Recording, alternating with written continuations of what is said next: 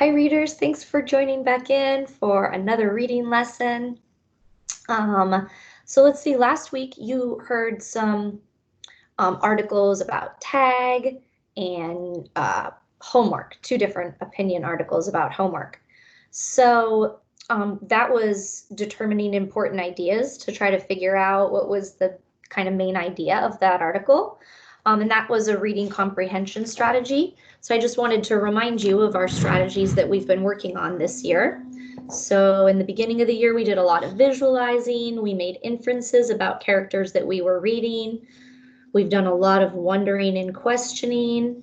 Most recently, we've been using some text features when we're reading our expository nonfiction books. And then last week, we started determining important ideas, which we're going to continue this week.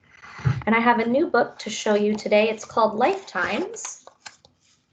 Now, lifetimes, it refers to how long an animal or a plant live. Like for humans, our lifetime, it's an average, so it's about 85 years. That's a human's lifetime. Today, we're going to read about the lifetime of an army ant. You get to follow along with me in your Making Meaning book. Turn to page 62. And at the top it says, a lifetime for an army ant is about 3 years. Army ants are famous for their ability to work together to accomplish amazing things. They march along like soldiers, sometimes a million at a time. Nothing can stop them. When they come to a river, they make an ant bridge of themselves to get across. If the river is very wide, they form large ant balls and float to the other side. Army ants eat mostly insects, spiders, and small animals, although they have been known to eat horses, cows, and even tigers that are tied up or caged. People who live in areas with army ants have to leave their homes for a day or two when the ants come marching through. When they return, their houses are completely free of rats, cockroaches, and other pests. Okay, so let's just pause there and let's just think. Well, what interesting things have you learned about army ants? Share that with somebody. Tell a parent or family member that's nearby, animal or stuffed animal. I can share with you some things that I've learned since this is a one-sided video lesson. Maybe we've got some similarities. I did not know that they could make an ant bridge. In my book, there's a little bit of an illustration of that. You can see right here, they're trying to get across and they couldn't. So then they just made an ant bridge all the way across and an ant ball to float down a river. I've never seen that. So that was definitely new to me. I also had no idea that they had been known to eat horses, cows, and even tigers if they were tied up or caged. That's pretty crazy. What do you guys think is the most important thing to understand and remember from this passage? Let me ask that question one more time. What do you think is the most important thing to understand and remember in this passage? Think about that for just a second. You could also think, if you had to say what this passage was about just in one sentence, what would you say? That's where you're going to be determining important ideas out of that whole article about army ants. Which one was the most important idea, or what was like the common theme throughout that short article or paragraph?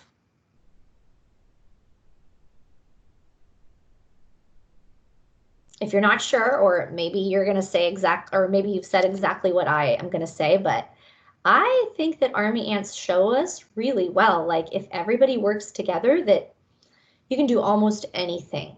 I mean, these tiny little ants work together to form a bridge to make it across a river. They wouldn't have been able to do that just on their own, not even in a small group. They had to put everybody's efforts together. All right, so what are, normally I would say, well, what are some things that we can do in our classroom community that remind us of the way that ants live, but since we're not in school together, think about it from your home. What are things that you do in your home that remind you of the way ants live? I'll give you an example in my house. Because of the way my house is built, you have to go down a whole flight of stairs to get to the kitchen. So when we go grocery shopping, all of us have to like unload the car, and then we take a few trips up and down from the car to the kitchen to get our supplies down to the kitchen. And we work together just like army ants, because I've actually done it on my own when no one else is home and I'm like, it's just me. It's a lot of work. But when you work together, like, it's so much easier. And that definitely reminds me of army ants. I don't know, maybe you have something similar in your house. Go ahead and share that with anybody that's nearby. All right, and then we're actually going to look at one more animal. So turn in your book to page 6. Well, you don't really have to turn, it's 63. It's a lifetime for an elephant. Let me get to mine.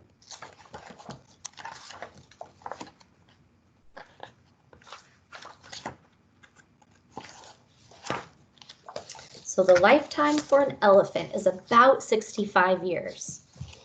Elephants have feelings much like those you have. They make loud, joyful trumpeting sounds when they meet other elephants. They care for other elephants that are sick or injured. If a baby or friend dies, they show their sadness by refusing to eat or by moaning and crying. Elephants are among the few animals that weep tears when they are very, very sad. Weep. That's like when the drops of water, the tears fall from down your cheeks. That's weeping. Although elephants are the largest animals on land, they don't kill or bother other animals. When ponds and streams dry up, elephants use their trunks to dig down to water. When they finish drinking, they let other animals drink. Without water, these animals would die. Okay, so let's see. What interesting things have you learned about elephants from that passage? Maybe think to yourself and then share it with somebody if they're nearby. Maybe you said, maybe you didn't know, maybe you learned that they cry out. They have those joyful trumpeting sounds when they see other elephants. Maybe you learned that they weep when they're sad. They actually cry tears like we do. Maybe you learned that they were the largest animals on land.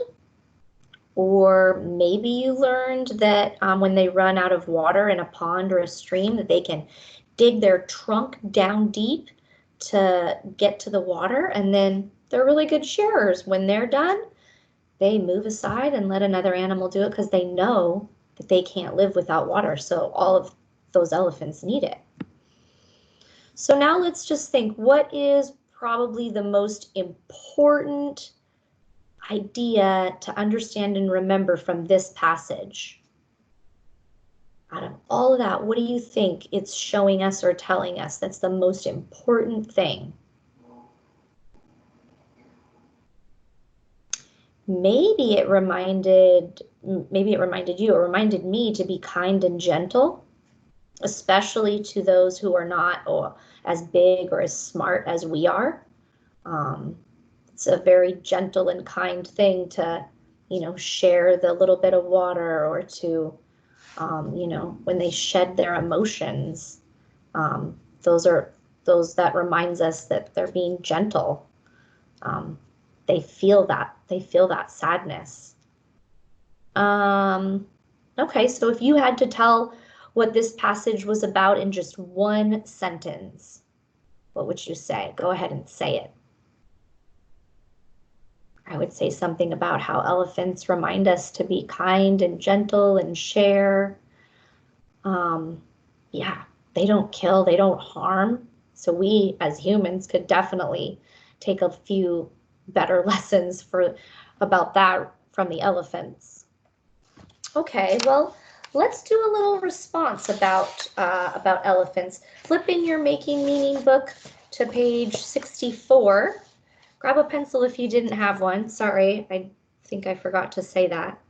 On page 64, it's Think, Pair, Write, and it's about elephants. So the question says, what do you think is the most important to understand and remember about the passage about elephants? So it says, share your thinking with your partner. Well, you're going to just have to tell somebody from home or an animal. And then you're going to write, after you've shared, you're going to write your ideas on those lines below. Whatever you think is the most important idea about elephants. If you forget or if you need to reread that passage, just flip back to page 63. Sometimes if things are tricky or if I'm distracted, sometimes I have to read a passage several times in order to figure out what I'm trying to get out of it. So go ahead and write that down, and then pick out a great nonfiction book, a magazine or article, and remember to read for at least 25 minutes. See you next time.